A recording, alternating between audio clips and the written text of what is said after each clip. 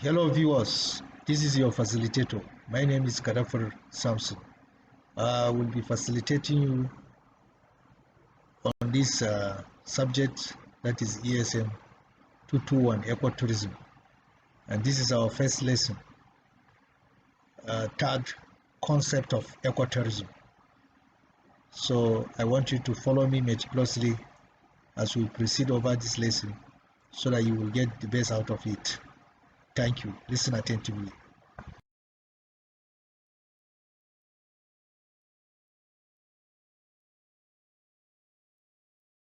Is a concept of ecotourism.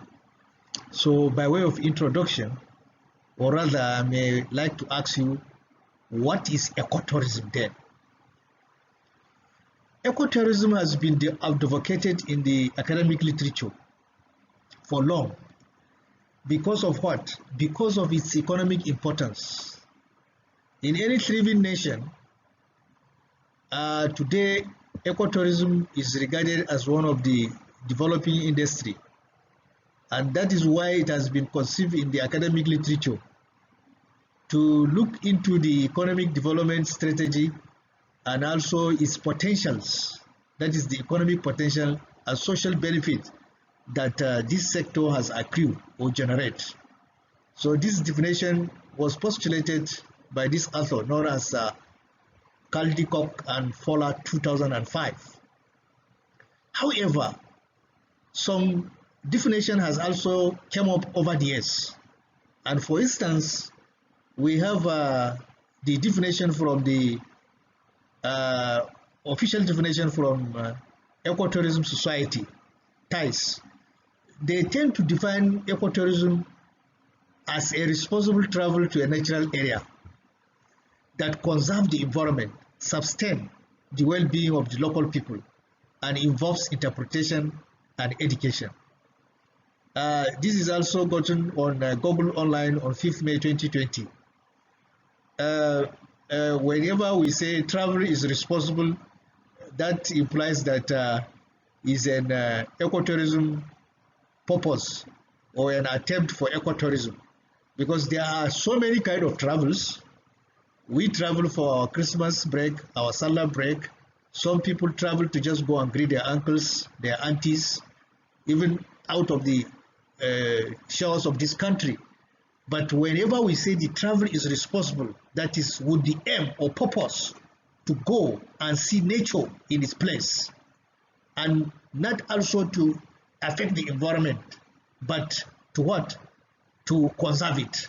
So that definition, I so fall in love with it because it gives a very concise and then responsible definition of what tourism is.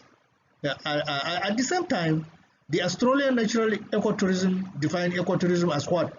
Ecologically sustainable. Ecologically sustainable. That is tourism with a primary focus on experiencing natural area that foster environment and cut across understanding, appreciation, and conservation of nature.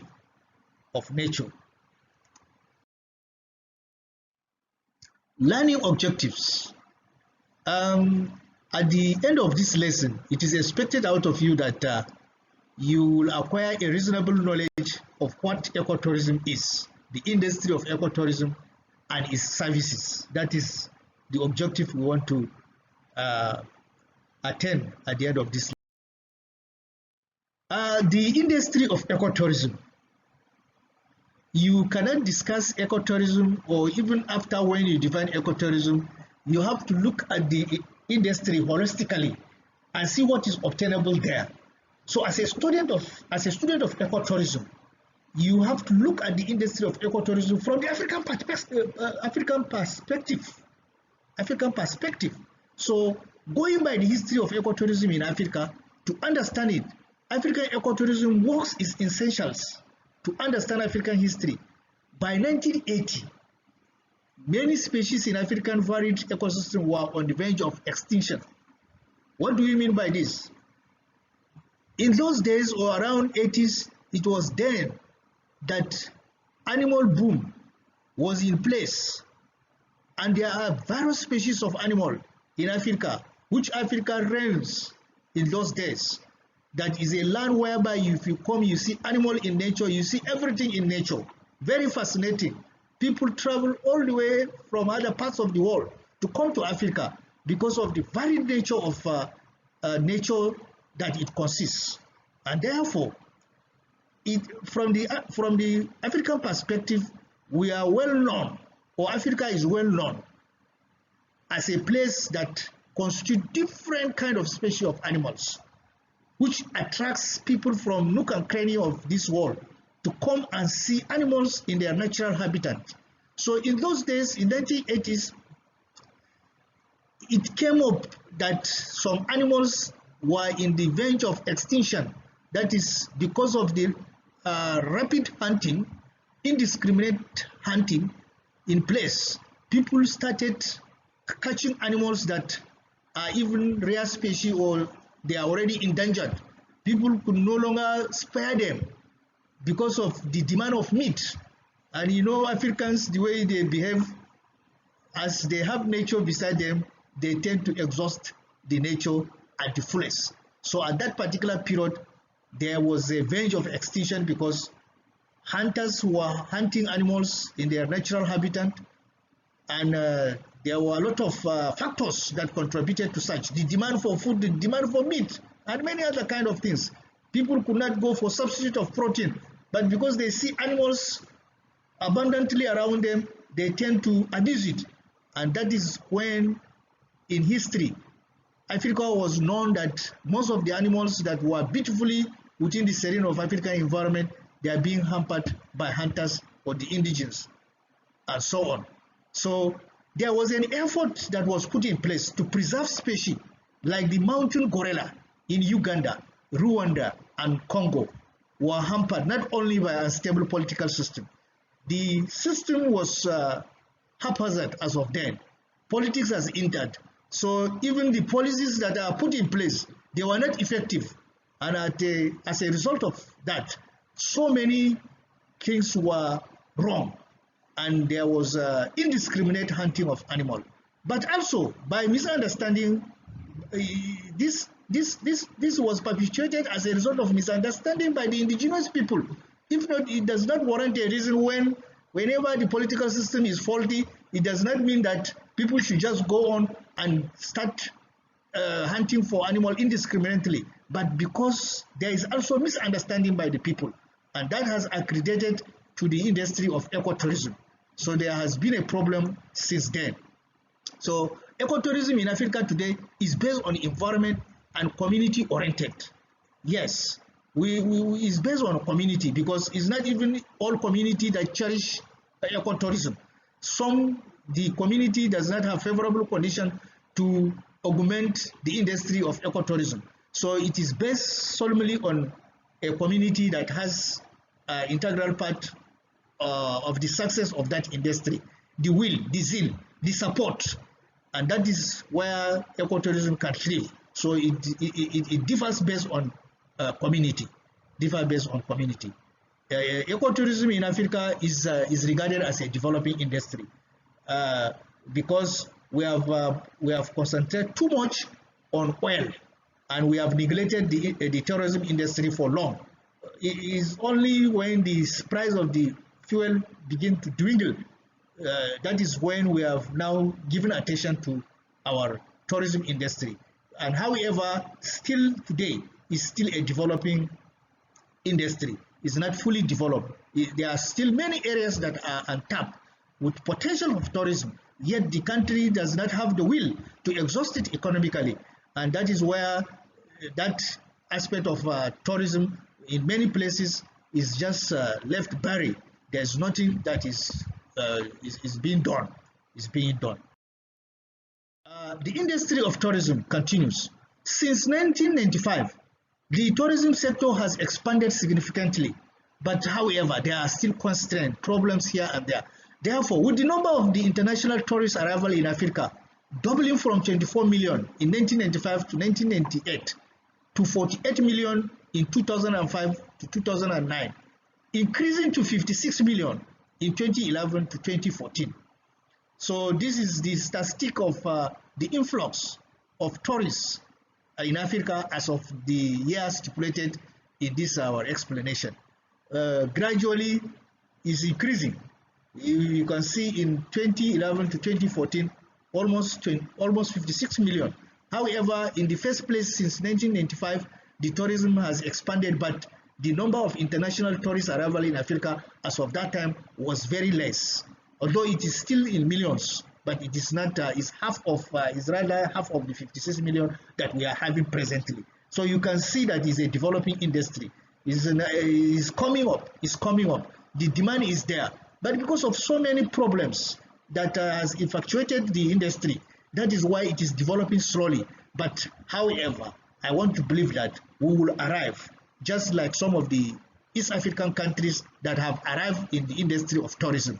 So gradually in Nigeria too, we are arriving. And this is a holistic figure that depicts the influx of tourism in Africa as a whole.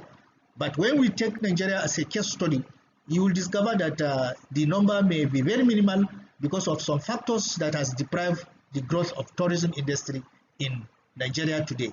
We all know that we are in a state of chaotic situation whereby banditry is order of the day. Insurgency has lasted for over 12 years in a country, and especially that part of country may not experience tourists because they are scared of violence and kidnapping. We all know about the issue of kidnapping today in Nigeria. So all these factors has contributed to the deterrent of the industry in Africa. However, in the East African community and the economic community of Central African State are the regional economic communities with the strongest growth rate in arrival in 1995 to 2014 at 8% per annum. At 8% per annum. So those East African countries, their influx of tourists is still attractive, is still encouraging. You can't compare with our own here in Nigeria or in West Africa. So that is the characteristics of what is obtainable in the industry.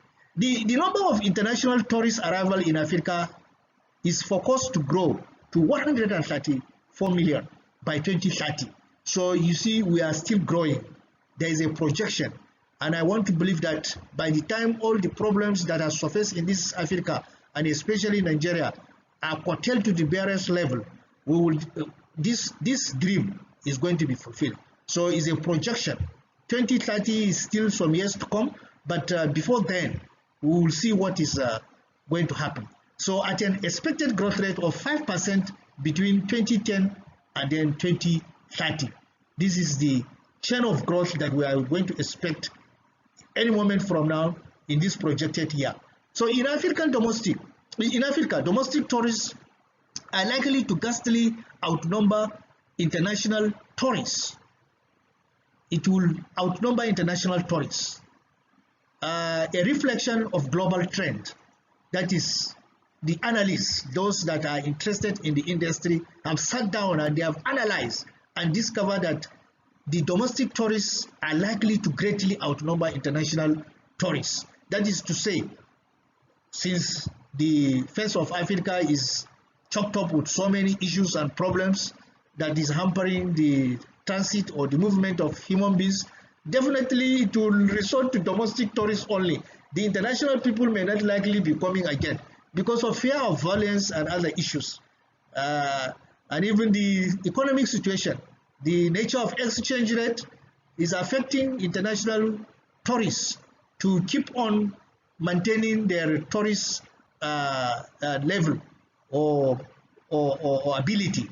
And therefore, some have sat down and analyzed that very soon or likely the domestic tourists may likely outnumber, because it is expected that those that are in the within the circumference of Africa or either within Nigeria as a case study, they may prefer to just go on tourist purpose or tourist side to curtail the contingencies of either exchange rate or the economic situation that has hampered and affected a lot of families or individuals.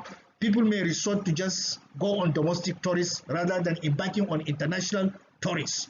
So that is what is obtainable based on the analysis that people have prognosed into the industry of ecotourism, and they came out that this is what may likely happen in due course. So tourism total contribution to African gross domestic product, GDP, which include direct and indirect contribution. There is direct and indirect contribution. What do you mean by direct and indirect contribution here? Direct contribution, the tourists that came in, they pay in money, sometimes to even access the tourist site. However, some of the indirect means, the money they use to process their transport, their flight, and even some of the money they will use to pay hotel. All this one is going to somebody's hand, but indirectly is augmenting the economy of the person that own that hotel, and even the workers in that hotel. It is through that money that if tourists come and lodge in the hotel, the money is going to be generated. Then later on, they will pay the workers. So these are the direct and indirect benefit of what? Of the gross domestic product that tourism tend to inculcate or bring about the shift or the growth in GDP. The growth in GDP. For instance, an average of 69 billion pounds in 1985 to 1998 to almost 166 billion pounds in 2011 to 2014. You can see that there is a sharp increase in both the indirect contribution and the direct contribution. That is from 6.8% of GDP to 8.5% of GDP. You can subtract and see the difference and see how the sharp increase in the GDP that the industry has brought in Africa as a result of its contribution. So while the contribution of tourism to GDP has been increasing, yes, without no doubt, it is increasing every day here, today and tomorrow. It is still below the global average. That is, based on the analysis, is increasing, but however, we cannot rule it out that it's perfect, but it's still below, based on global trend assessment, because there is globally there is a level that is supposed to reach. So this is where all problems constitute.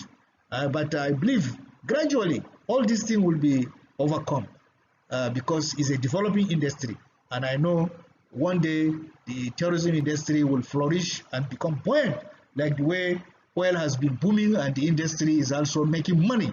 There are many businesses in oil.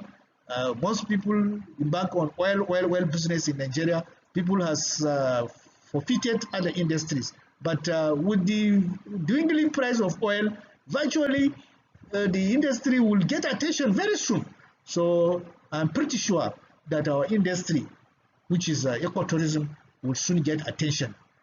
It will never be the same, but it will grow subsequently. The industry of ecotourism continue. Ecotourism or tourism sector in Nigeria is unorganized and poorly developed. Hence, its contribution to GDP is lower than what it ought to be. Yes, you will all agree with me that the tourism sector in Nigeria is unorganized. Today, we have a lot of tourist sites in Nigeria, especially if you go to Plateau State, there are a lot of tourist sites, which even the government itself have not taken proper attention to equip those sites so as to maintain a flow of revenue. The government of Nigeria is a bit lackadaisical about the tourism sector. The Nigerian government has paid attention mostly on oil. You can agree with me, when Nigeria was depending on agriculture, everywhere was being cherished in terms of agriculture. But the moment when the country discovered that there is oil, we shift completely from agriculture. We neglected agriculture and we go into oil industry because oil tend to bring money more easier than agriculture. If not, the whole features, the infrastructure in Nigeria, as of that time when there was no oil in 60s, all the infrastructures were developed with money from agriculture. Can you remember the Granos Pyramid in Muru? That is former Borno State. Now it is in Yobe State. You all agree with me that there was a railway station there that was conveying granules to other areas for export into another country. And the oil palm in Bini, south or southeast, where it was booming, and the rubber plantation, all this one they were being conveyed out in those days. They are all agricultural activity, but with the advent of oil, all those industry relax. It was not so pronounced as before.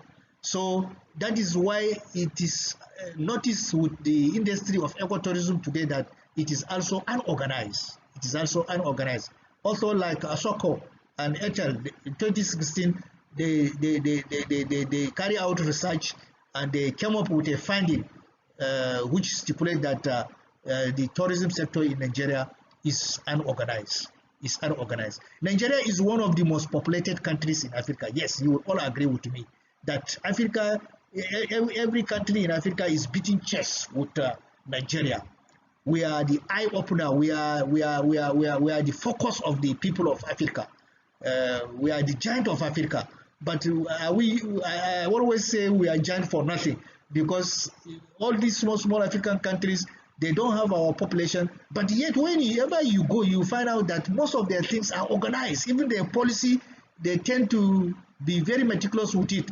You find out that their policy is not somersaulting like our own here in Nigeria. So our giantness is just for nothing. But I believe one day we will realize our potentials and still come to mainstream and still maintain the tempo that really we are giant of Africa, because I can see potentials, brain drain, and so many things in Nigeria.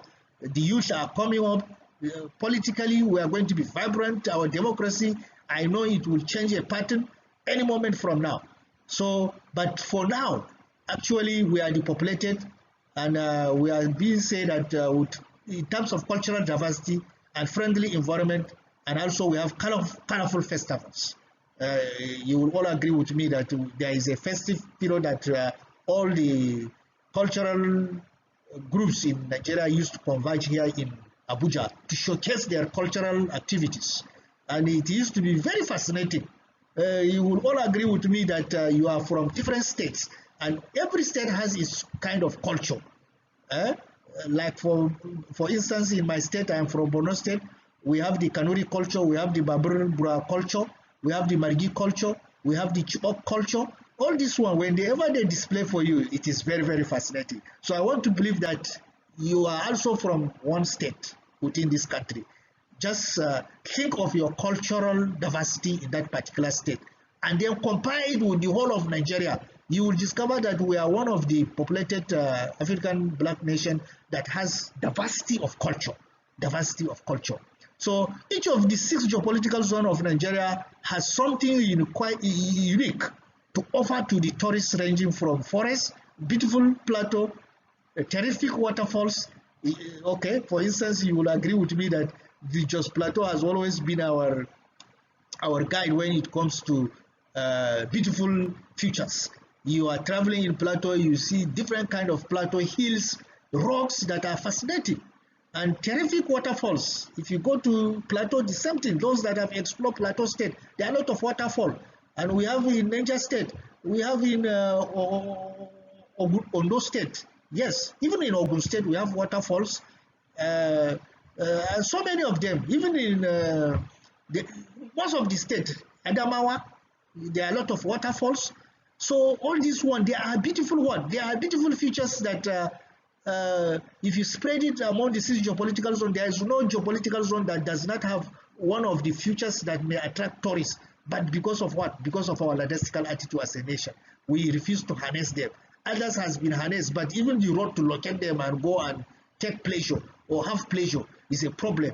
And even because of the issue of banditry, Boko Haram, kidnapping, all this factor has deprived this site from being patronized.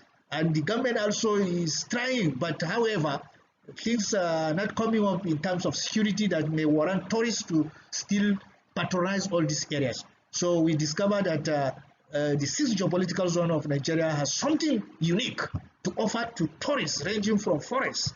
If you talk of forests, the tropical rainforest is very fascinating. Whenever you go, there are some parts when you enter, you cannot even see sun.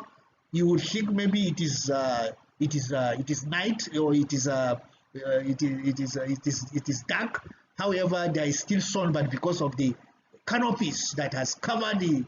For instance, is there any one of you that have ever been to Nigerian conservation in Lekki? Whenever you take a conservation walk, you discover that there are some places when you enter, you cannot even see sun. Very interesting, very fascinating. But all this one, if you look at the sixth geopolitical zone we have, there are some geopolitical zone that you cannot even. Okay, even the Sambisa forest that the Boko Haram are residing now. Can you think of going for tourist attraction? It used to be a very fine site whereby people used to go and watch animals. You see animals in their natural habitat. I knew some of my friends that when the forest was still okay, there was no insurgency. There are some people that even sleep. They used to sleep in the forest. There are houses in the forest, especially the forest guard. They stay in Sambisa forest to watch animals so as to deprive hunters from doing illegal hunting. It was very interesting there. But with the diversification of the insurgency, I don't think that those structures still exist. And we have a lot of game reserves, Yankari Game Reserve, and so many other reserves in various geopolitical zones. But because of the issues we are having, security problem, so all this one, they are devastated. I don't think they are being cherished again because of fear of violence and death. So many Nigerians view tourism as an avenue to practice what? Immorality. Yes, even this site that people used to go in Calabar, that is Cross River, Obudu.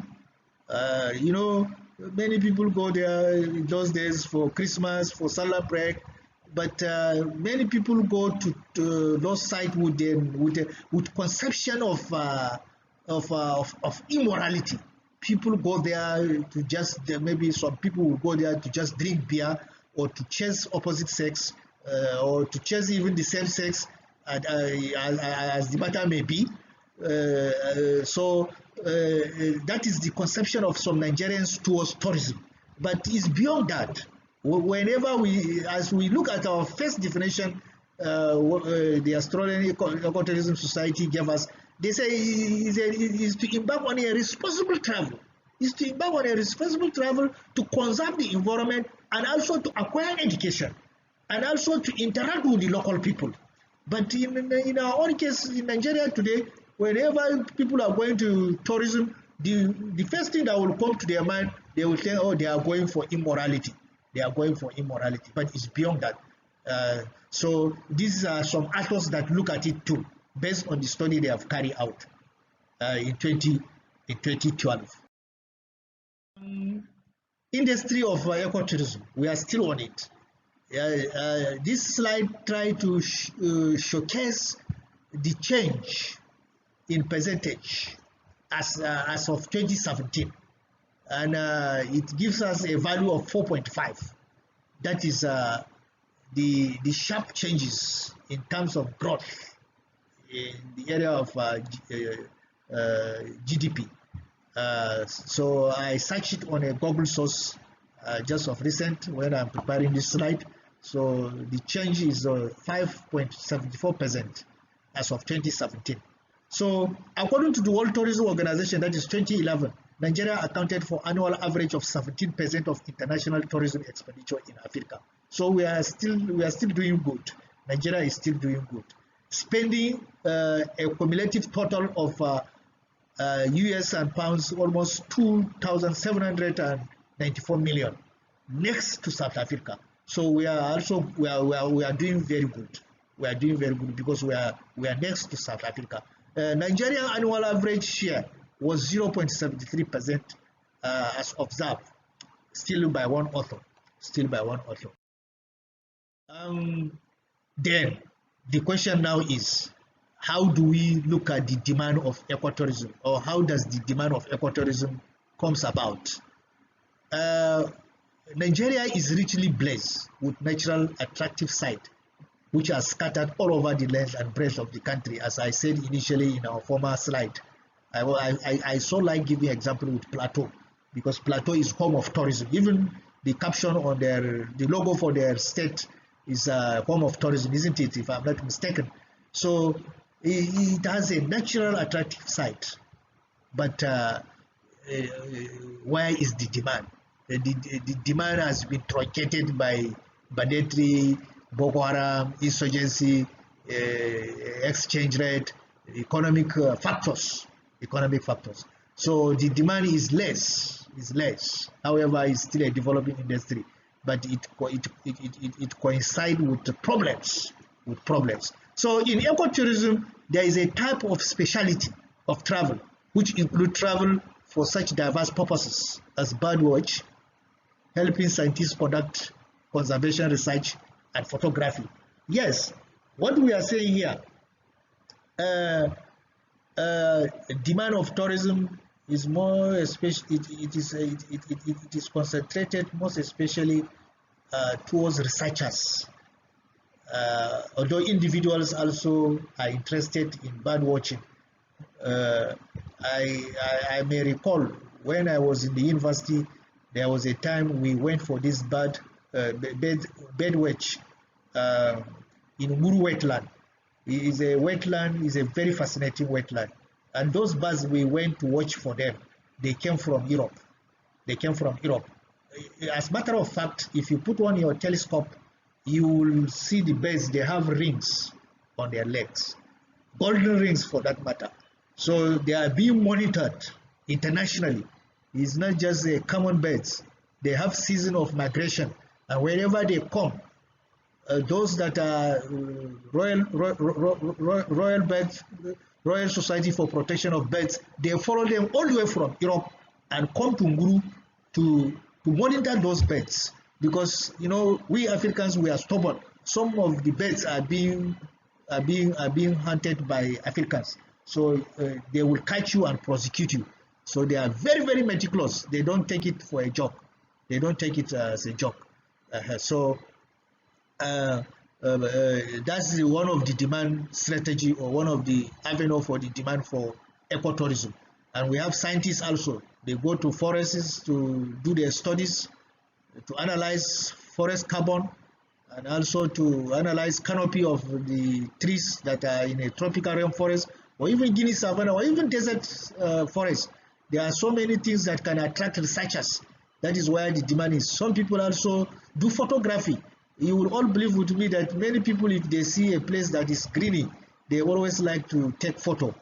Many of you used to do it with your selfie and so many kind of things. People want to put it either on their Facebook page or WhatsApp page, address. So all these people look for interesting site to do photography.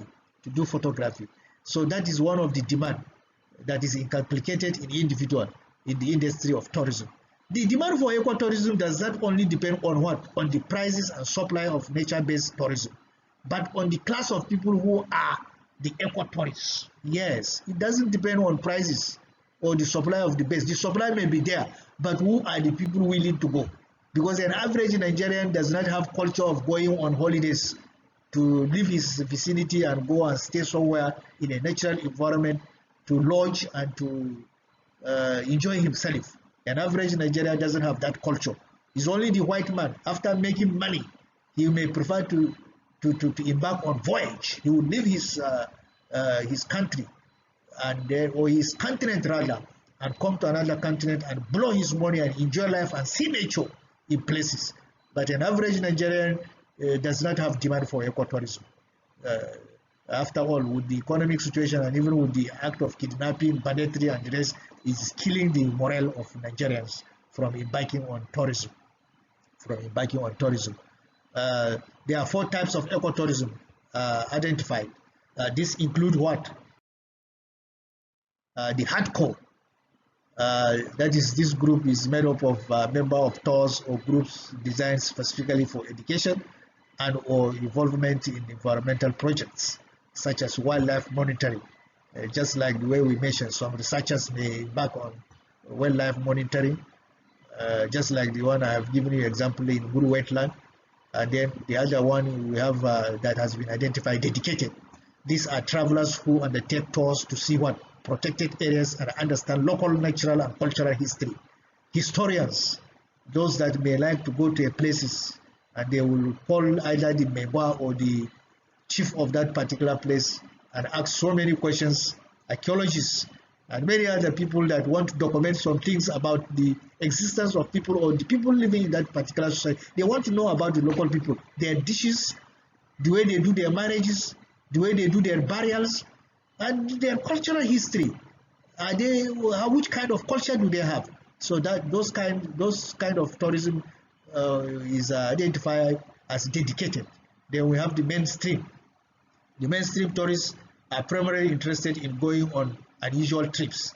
Yes, some people, they want to go on uninformed trip, just surprise trip, to go and see nature in place, such as to the Amazon, yes, or for gorilla viewing in Rwanda.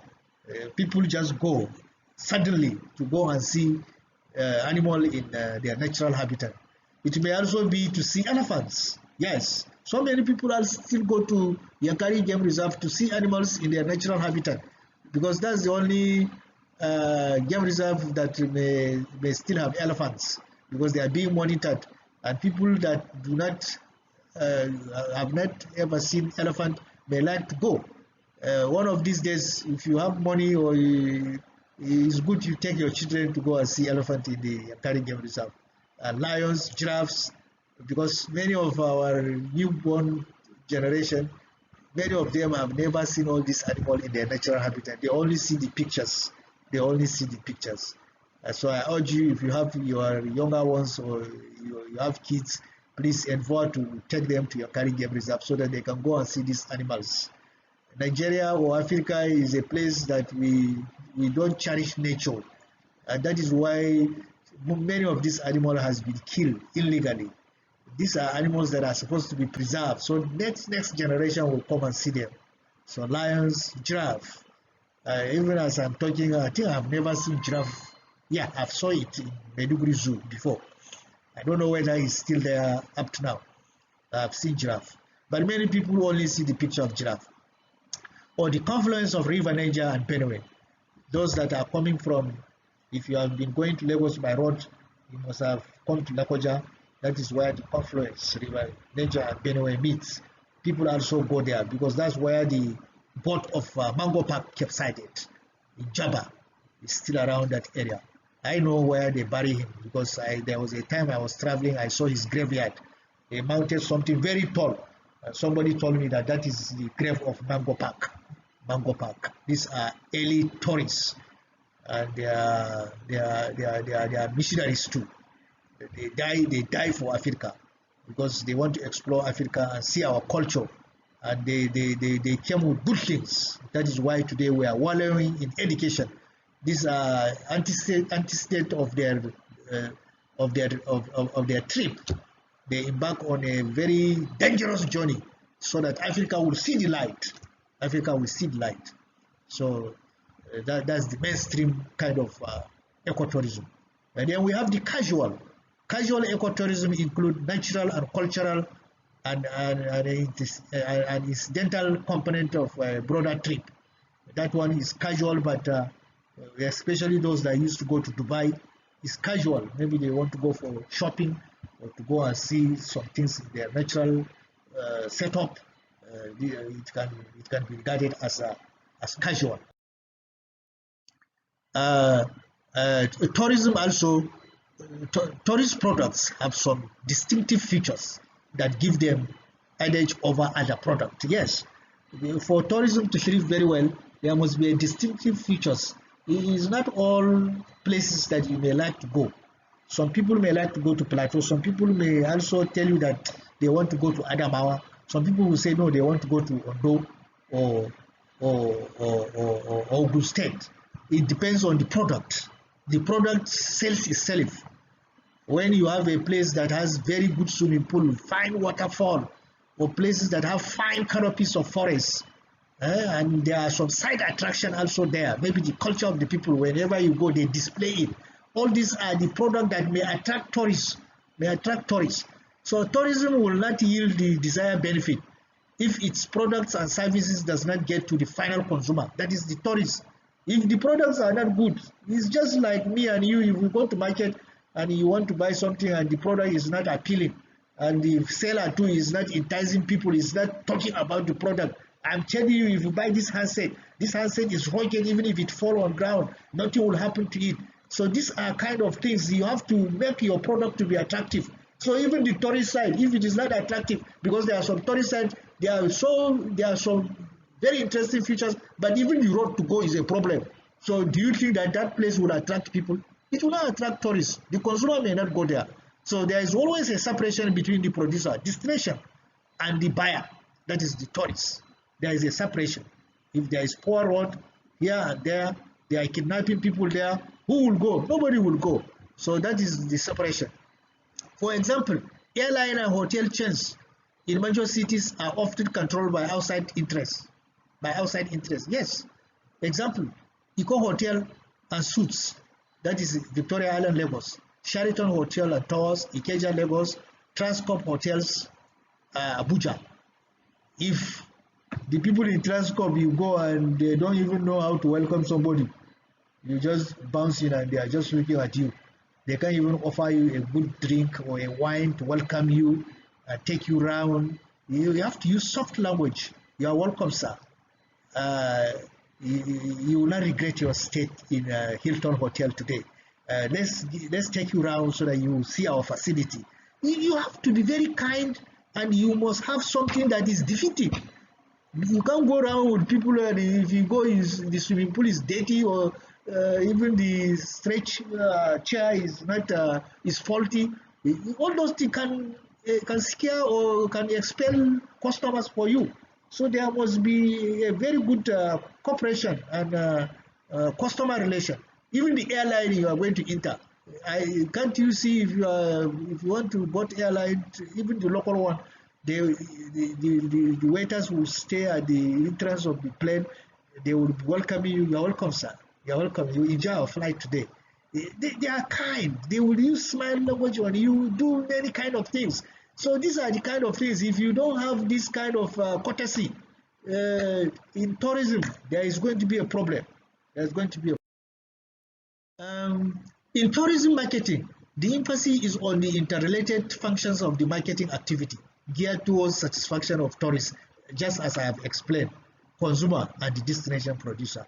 The price of tourist goods and services must be of desired quality. Yes, if it is not of desired quality, forget, my friend. You can't go to hotel and you want to lodge and the place is smelling all around. You have to put fragrance. As you are stepping into the hotel, the fragrance is catching. Yes, man, I like it. Put correct bedsheet and let there be air conditioner. Let every place, the toilet should be clean. Yes, so likewise, all the tourist side, the price attached to them is because of the goods and services that you can offer to people. If not, forget about. So destination must be fascinating and appealing to the tourists, whereas promotional packages would increase consumers, that is tourist demand, and volume of arrival. So that is it. Without that one, forget. You cannot catch people. People will run away from it. So what are the factors that limit ecotourism potentials? Yes, we are going to look at it now. We have seen that ecotourism is a developing sector in Nigeria, even rather in Africa as a whole. But there are some factors that are limiting ecotourism potentials. One of the factors, you will all agree with me, that poor road network has constituted a major problem to tourism development in Nigeria. I may still go back to my plateau example, Jos, Adamawa. These are places that if you go, there are a lot of attractive sites, but because of what? Because of poor road. There is no even road today in Nigeria. It's very pathetic. If you want to travel from Abuja to Lagos, you follow this Nigeria road, you're going to Lagos, you will see it. It's only those that flight all the time. They may think Nigeria is still good. But my friend, I'm telling you, just take a journey from Abuja to Lagos. You will see that there is no road again. So most of these places that has attractive site that may attract tourists, the road to go is a problem. Apart from road to banditry, kidnapping, so many issues. These are factors limiting what? Ecotourism potentials. The insurgency of Boko Haram in some northern state of the country has caused a decrease in the activity of tourism sector because tourism are scared of violence. Yes, I'm a good example. I'm from Borno State, but it has taken a long time. I've never been to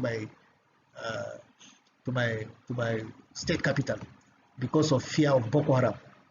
Because if you're not going by plane, though still people go by road, but it is at their own detriment. It is at your own risk. It is at your own risk. So the insurgency, no matter you have a very good site there in Borno, if you are to ask to go or on your own, you want to go for tourism in Borno. In fact, if you are not so brave, I think the dream will die because you can't make it. And there are so many other states too. Sokoto, all this Katsina side, even if you have something there, you will be scared of the banditry, and you may get discouraged. You will not go. So all these are factors. Talk less of a white man that does not know the terrain of the environment. He's just coming for tourist purpose, and he has already read it in paper. He has heard it in CNN, Al Jazeera, and many other media that they are killing people in Borno. Do you think he will come for tourism? He will not come for tourism. So that is where the problem is. And again, one of the almighty things that has also destroyed tourism industry or is affecting its potential is COVID-19 pandemic. We all know that with the advent of COVID-19 pandemic, people have stopped traveling, international traveling has ceased. There are a lot of embargoes, social distancing. You have to wear nose mask and many other. You have to undergo checkup. You have to be cleared COVID-19 free before you can travel. So all these are factors that has hindered ecotourism potentials in Nigeria. So the key factors are political, social too, environmental, economic, and technological. Technological because some places there is poor network service or providers. The service providers, their network is very poor. Some places, epileptic nature of electricity. You want to stay in some place or you want to go for research in one forest, even the houses there will be no light for you. You are truncated, there is problem, darkness in the night, no light because there is no proper electricity supply. All these are technological issues, economic issues. The exchange rate is a problem. Environmental factor, some places has advanced environmental condition, climatic conditions, weather conditions are not favorable. Especially Borno, if you go, sometime during this period, the heat is too much. It's not everybody that can bear it. All these are factors that has contributed to reduce the potential of ecotourism in Nigeria, or rather in Africa. So this has bring us to our conclusion of the lesson. So in this lesson, it has been well established that development of ecotourism can be an effective means of attaining social and economic improvement for countries that care about it. Yes, if we care about it, we will improve our economy because we are more or less like mono economy. We have depended on oil for so long. Even when agriculture has brought us to limelight and postulate a lot of infrastructure in this country, and at the end of the day, we decided to sideline agriculture. We don't take care of it as expected. We have just focused on oil. So likewise today, the ecotourism is an industry that if we harness it, economically we are going to be very buoyant. There is going to be economic improvement. But however, we have tend to neglect it at the same time. So this is the time we have to wake up as a nation to also develop our ecotourism industry because there is money in it. There is money in it. So similarly, in this lesson, we have also discussed so far about what? About the ecotourism. Ecotourism is ecotourism industry and the services it provides. So we have come to the end of our lesson.